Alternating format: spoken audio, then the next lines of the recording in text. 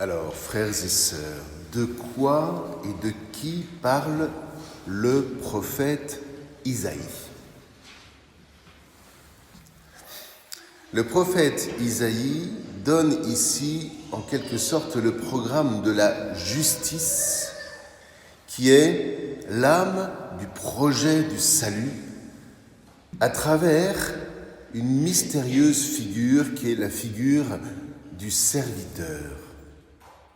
Nous commençons avec le chapitre 42 d'Isaïe, ce qu'on appelle les chants du serviteur souffrant.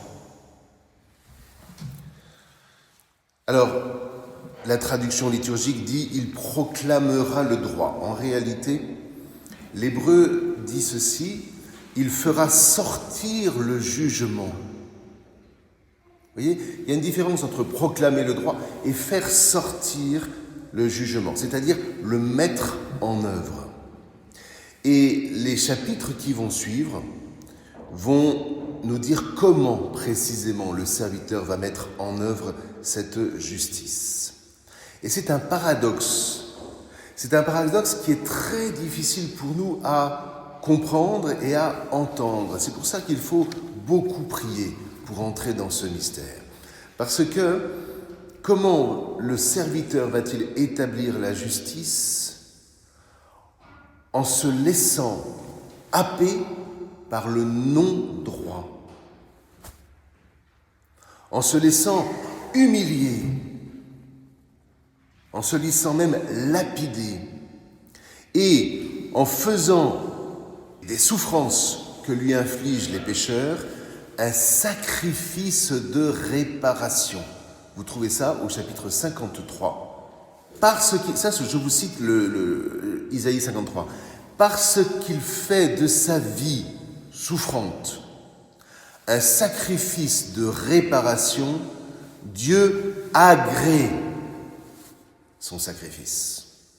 Du même verbe qui est utilisé. Alors, ça m'a toujours un peu interrogé parce qu'à chaque épisode du baptême de Jésus, que ce soit dans Matthieu, dans Marc et dans Luc, c'est traduit différemment. Alors que c'est toujours le même verbe.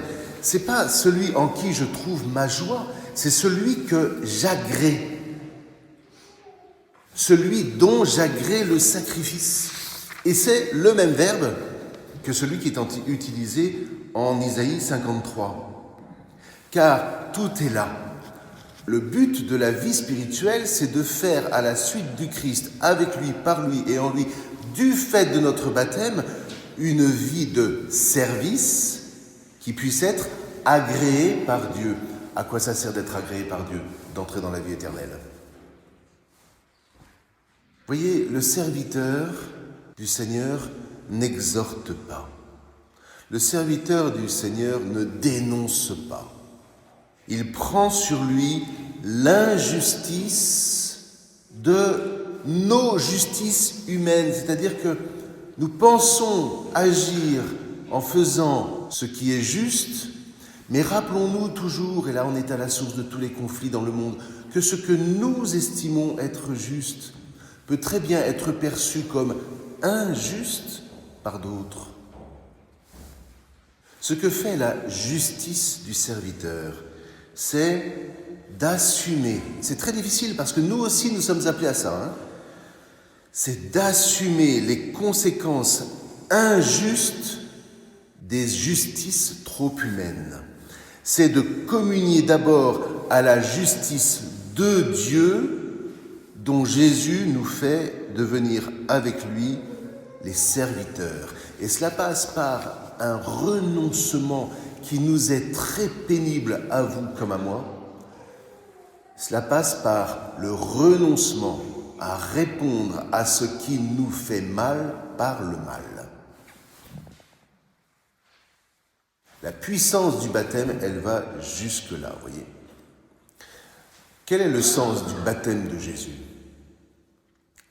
Être baptisé, ça veut dire être plongé, d'abord. Ensuite, dans l'eau. Pourquoi dans l'eau? Parce que l'eau est un des symboles dont on parle assez peu, c'est étrange, mais c'est comme ça, est un des symboles de l'Esprit Saint dans la Bible. Pourquoi? Parce qu'il ne s'agit pas de n'importe quelle eau, et quelque part, nous-mêmes faire des baptêmes dans une cuve, c'est pas tout à fait ça. Parce que normalement, il faudrait une eau vivante, une eau qui coule. Car dans la Bible, une eau qui stagne, c'est une eau qui donne la mort. Alors que l'eau qui est vive, comme on dit, l'eau vive, l'eau des ruisseaux, l'eau des puits, etc., c'est une eau qui donne la vie. Et c'est la raison pour laquelle l'eau est le symbole de l'esprit qui donne la vie. Lorsque Jésus est plongé dans l'eau par Jean-Baptiste, cette plongée devient parlante pour tous ceux qui sont assoiffés de la justice de Dieu. Et les conséquences, c'est que lorsque, en contemplant Jésus qui est baptisé, j'entends cette voix qui vient du Père. N'imaginez pas que la voix a résonné comme ma voix actuellement dans un micro au moment du baptême. Cette voix du Père a été absolument intérieure. C'est ce que j'essaye de vous dire lorsque je vous dis « ça devient parlant en moi ». Pour tous ceux qui ne sont pas assoiffés de cette justice dont parle la Torah, mais le baptême de Jésus n'est pas parlant en eux. En revanche, si en contemplant le Christ dans le mystère de son baptême, cela réveille en moi, fait naître en moi, fait renaître en moi le désir de mettre en œuvre la justice de Dieu, alors la voix du Père se fait entendre en moi, qui me dit « Celui-ci est mon fils bien-aimé, que j'agrée ». Donc si tu veux travailler à la justice en ce monde, contemple d'abord comment Jésus accomplit la justice de Dieu. Ce qui veut dire que cette justice de Dieu, c'est un vrai combat, frères et sœurs. C'est pas une idéologie, c'est pas un rêve, c'est pas un programme politique. La justice de Dieu, c'est un combat contre la convoitise, contre toute forme de convoitise. Et c'est la raison pour laquelle, immédiatement après son baptême, Jésus est envoyé au désert par l'Esprit. Il va prendre sur lui tous les combats pécheurs, résumés dans les 3 tentations que vous connaissez, ce n'est pas l'objet aujourd'hui d'en parler. Et dans la puissance de l'Esprit qui le met en communion avec le Père, il nous manifeste que la convoitise peut être vaincue. Ce faisant, il fait renaître en nous le désir de combattre toute convoitise en nous. C'est pour ça qu'en réalité, quand nous célébrons le baptême, il ne faut pas s'arrêter au baptême en se disant « Ah, dimanche prochain, c'est le temps ordinaire ». Non. Le baptême, en réalité, s'inscrit dans le calendrier liturgique, puisque d'ici quelques semaines, nous allons entrer en carême. Mais c'est dans la puissance du baptême. Que nous propose le carême et le mémorial de la Passion du Seigneur, sinon de nous exercer à suivre le serviteur, à devenir nous-mêmes serviteurs de la justice de Dieu dans le serviteur à qui nous sommes attachés par le baptême, jusqu'au bout de l'offrande de nous-mêmes.